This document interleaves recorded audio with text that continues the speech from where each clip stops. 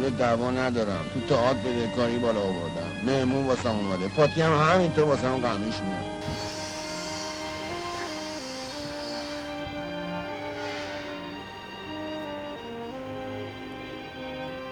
بابا خوبی؟ آره معلومه آره. یعنی چی؟ چه وضع زندگیه واسه ما درست کردی؟ هر روز سیگار، هر روز همینجا میشینی چرت میزنی. چیکار کنی؟ ما رو بدبخت کردی. ما پاک شدیم از لطف تو. دیگه نمیشه یه گوشت بگیم. برو کار خودتو بکن. واسه چی اصلا ازدواج کردی؟ چرا قبلش مشاوره نرفتی؟ چه ربطی نداره؟ به زندگی منو سیاه کردی. هر روز مامانو کتک میزنی، هر روز کارت همینه. برو کار خودتو بکن. کار خودم من کجا برم؟ کار مگه بینم برم؟ چیکار کنم؟